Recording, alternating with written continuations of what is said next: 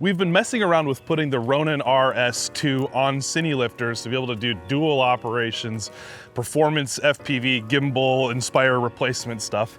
And we've been having a problem where the Ronin just isn't the right tool for this job, right? Normally we'd be using something like a Movi Pro or like a super high professional quality gimbal, but all we've got access to is the Ronin 2 because it's the only thing that's like actually light enough to get the job done. I was gonna set this here, but looks like I'm just gonna have to keep a hold on it. Yeah, I actually get you, nice. So the primary issue is that when this thing is still flying, there's still a little bit of just like rocking. Like you can see that there's just a little bit of looseness here. The whole thing is so tall that it kind of bends the carbon a little bit. And there's just a little bit of wandering that happens. And we're trying to figure out how to solve that. One thing that I've tried so far is like 5% warp stabilizer in Premiere. It's like, that's a nice little touch. It's just not the nicest tool for the job. So what we're gonna do today is actually film a bunch with this gimbal and combine it with the data from this GoPro in Gyroflow. And we're gonna be able to compare and contrast what this thing looks like naked, right? Just straight off the gimbal, no extra smoothing, with warp stabilization, and then with Gyroflow. And we're gonna see which of those combinations of tools is the best setup for this job. We've got one 7.5mm lens on our Netflix approved Panasonic BGH1. So let's get this drone in the air. Let's see how Gyroflow does on this rig. Here we go. Woo! Welcome to the wild side. Wild, wild, wild. Welcome to the wild side. Wild side.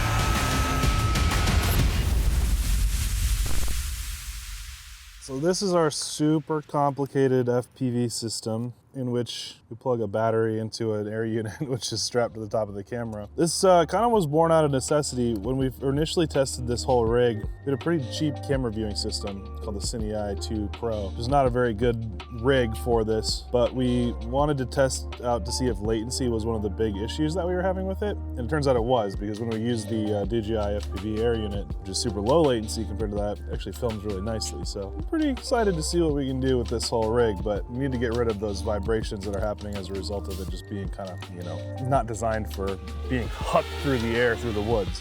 This camera doesn't have a monitor, which is a plus and a negative in that it saves some weight and some durability, but simultaneously makes everything harder. But we just got to make sure that the exposure is set nicely. Card's formatted, so now we're ready to speed on this. Already formatted the GoPro, and we're gonna speed both the GoPro and the BGH1 at the same time. That's what's gonna enable us to do Gyroflow later. Figuring out the orientation of this GoPro being sideways might be a little bit tricky though. All right, let's do this quick. We're about to get some weather. Clear prop, arming.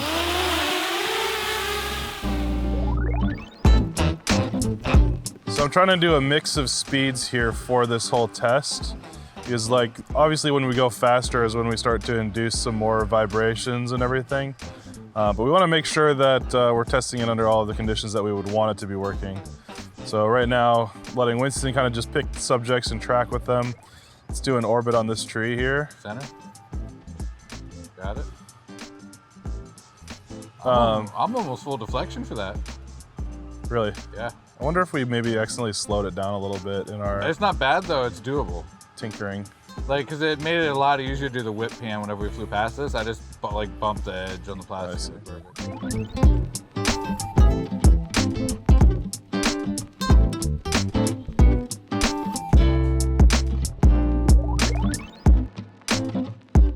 I want things to kind of, you know, I want there to be some bobbles. I want things to be kind of moving around so that we know that Gyroflow is fixing what we're used to. So I'm kind of trying to weave through the trees here a little bit, make some corrections, make sure that things, you know, aren't always perfect because it's never perfect conditions when you're flying.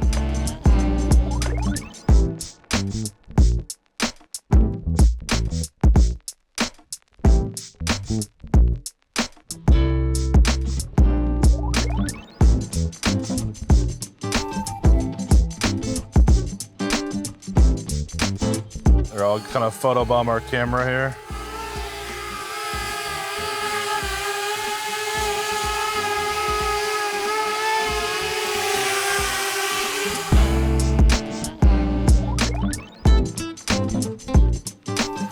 All right, so with this one, I'm gonna lock onto our location and keep the camera moving to make sure that we're not having issues while it's moving as well. So I'm gonna come through with a little bit of speed to try to induce some more shakies. Sweet. So here at this first point of analysis, we can kind of see how in the raw footage that the gimbal is starting to kind of shake, and you can see the mechanical failings of it. so it kind of like chicken heads a little bit. You can see it jiggle forward. However, when we put the warp stabilizer and especially the Gyroflow on top of that, it takes out some of that movement side to side, front and back. And I think it makes a much better, smoother image. It's pretty hard to tell the difference between warp stabilizer and Gyroflow, but in my opinion, watching the warp stabilizer, you can see little artifacts like in the top corners and the edges of the screen where the warp stabilizer is starting to kind of like bend in the image a little bit, where Gyroflow does a little bit better job of just kind of prematurely cropping in a little bit. You can see that it's a much narrower field of view as to what's going on, but I think it keeps the purity of the image a little bit better, especially on that roll axis where it's tilting its head side to side. It looks a lot better, in my opinion, watching the Gyroflow compared to the warp stabilizer and the raw footage. I can definitely notice the gimbal arm kind of articulating and moving on here, so. Like kind of rocking back and forth. You are cruising, man.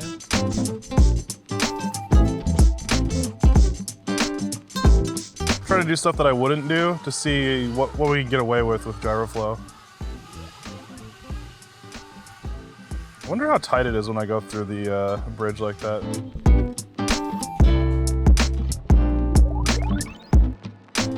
Oh, can you do that gap back there going towards that like prayer circle?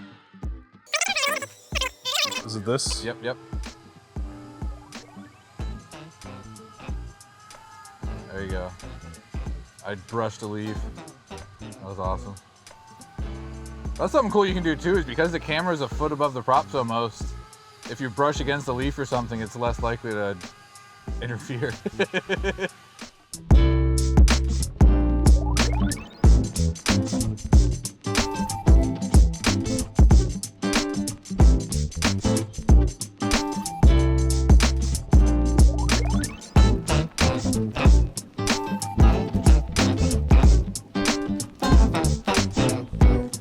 All right, we're gonna land. Battery's getting low.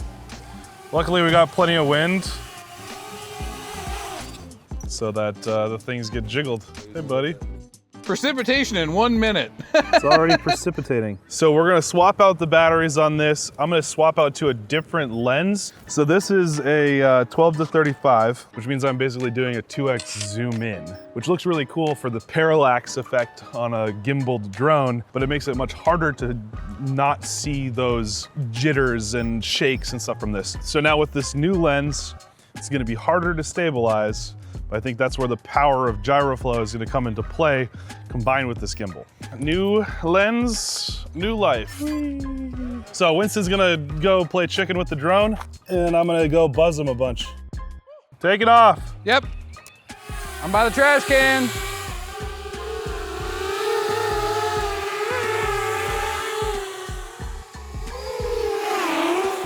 Nice. No, ma'am, this is not a good idea. Sorry, Goose, but it's time to buzz the tower.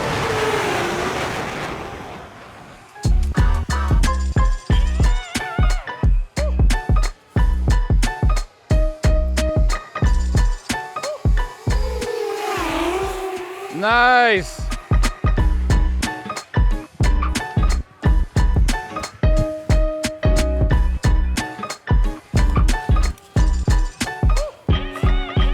Heading into this turn, you see that the raw footage looks really good, but then you come around the corner and it just starts to kind of rock back and forth like it's like riding a horse almost.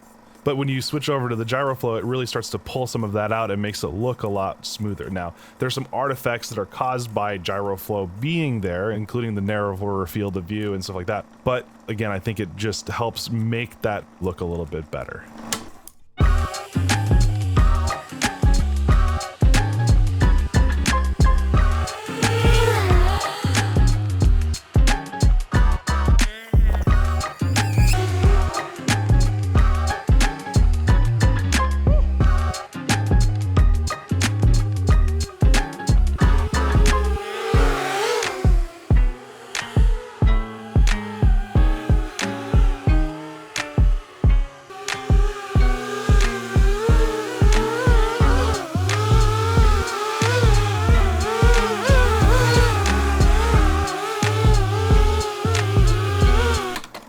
finally, in this segment, I just flew around in front of Winston so he could point the camera at the drone and see exactly what the drone is doing compared to like how the gimbal is shaking and all of this stuff. And you can see that in the raw footage, like it's really starting to kind of shake back and forth as I make those aggressive maneuvers with the drone.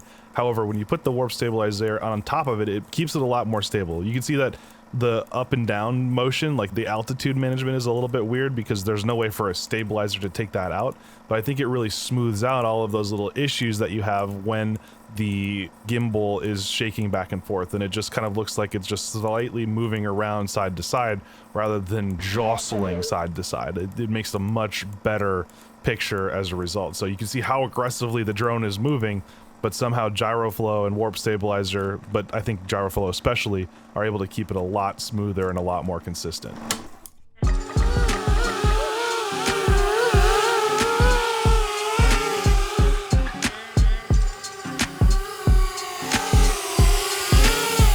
That's battery. Yep. Dude, some of that had to look so sick. Oh yeah.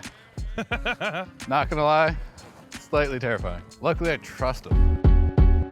So just to give my final thoughts on all of this testing with Gyroflow and with warp stabilizer and all of that stuff, I think it looks pretty good out of body, right? With the wide lens or with the narrow lens, it looks good. It's even kind of got, I think, a little bit of a mood to it, right? It's a little bit of jostle, but it's not horrible. However, I think putting that warp stabilizer and especially the Gyroflow on top of that footage is extremely worth it, especially if you want to get that really smooth horizon locked second operator perspective is extremely valuable. The mechanical failings of the Ronin combined with the swash plate on the drone that make everything kind of vibration isolated, there's a little bit of a penalty that's there from having all of that extra weight from a big camera and a drone and all that stuff. But if you just add in a touch of Gyroflow stabilization, and then all I did was add just a small amount, it really helps amplify the look, the feel that you get, and you're able to then have a camera that can point anywhere in any direction in the air and have a really smooth, stabilized look. So